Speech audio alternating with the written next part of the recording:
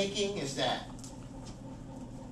the obvious steps in when you start shooting. If you shoot more than the same scene 5 times, after a while, after about the 5th time, you're going to be shooting the same thing. It'll look, the 6th shot will look like either the 1st or the 2nd shot. You know. And then when you have so many shots to view when you're editing, it becomes a stressful undertaking, because you're like, man, I got 30 shots to look at. You know, number 1 looks really good, but I don't know, number 19 looks good too. Let me go back and look at 2. Man, 2 is really looking good. Oh man, you get confused. You get confused. That's why they say it's just a good rule of thumb to minimize it to maybe 3 or 4 shots. Nothing wrong with that. You're probably going to get in 3 takes. One of them is going to be perfect. You know what they say in filmmaking and video making. When a performance is done and it's done in a spontaneous manner, it's probably going to be hard to recreate that. In other words, if the performance is done and that classmate gives you a performance that it goes beyond what's scripted, you probably need to just take that. Because trying to direct them to do it again, they may not know what they did the first time. You know, they may not be able to do it again. So you probably want to go with that. Okay, so as far as that, we have the clapper. We also have a unit that actually works as a standalone monitor. When you're filming, the beauty about the monitor is that in the event you have a stationary camera, like you have one camera that's not going to move, and you have a scene built. I'll try to get to this fast. You have a scene built where you have one camera here, right?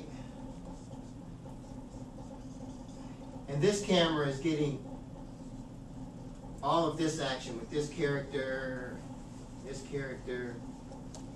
little guy way back here is getting all these guys. Right? And then you got another camera that's positioned here. And this camera is actually getting this guy. And you got another one that's getting this guy. Well, this arrangement, basically this camera could be stationary. It could actually be on a tripod. It's not going anywhere. You could probably hook this monitor up and use this camera and call it I'm jumping ahead, you can call this your master shot. It takes everything. And that way you can set the lights to it, you can set everything to it, you know, and because it's not going to move. These other cameras, these are mobile cameras, they'll move around. They can move around. Because they can't be too close, because if they get right here, they'll be in the shot. So they'll have to stay at a certain perimeter so that they can actually get shots, you know, at different angles. And that's where this unit comes in.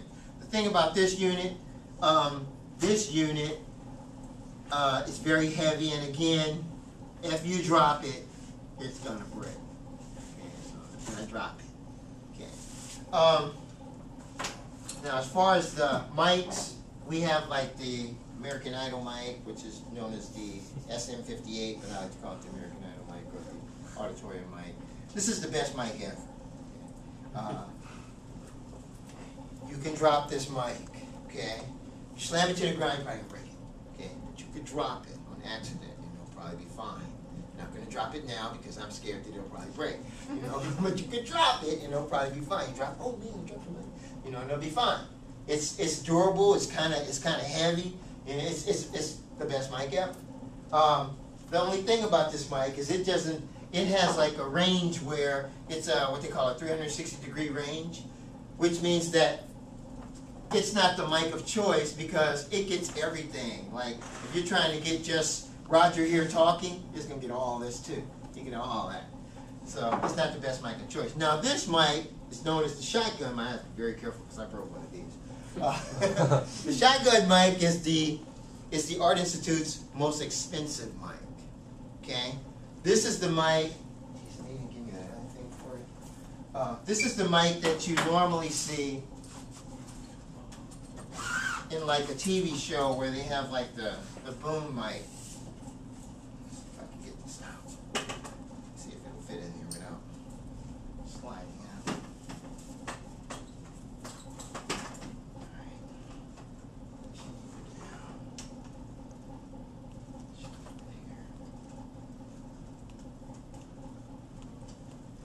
where you see like you're watching a TV show and then they're talking and the boom mic is like right here, and then from time to time you see it low down like that. The reason why you see it go down like that is because in television, in television they're not tired. No, in television you're close. In television, Chris, what's happening is that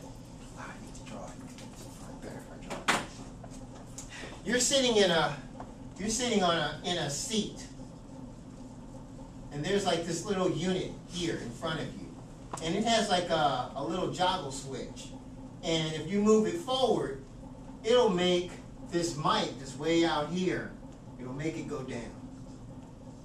Now, you have a little dial here. If you turn it, it'll go that way, it'll go to your right, or it'll go to your left. The person that's sitting in this seat, after a while, boredom sets in. And just out of amusement, that's the only thing I can think of. Out of amusement, they're like, you know what? Because you have a headset on. In television, you have a headset on. Somebody down on the floor in the studio, they're called the floor manager. They're directing everything.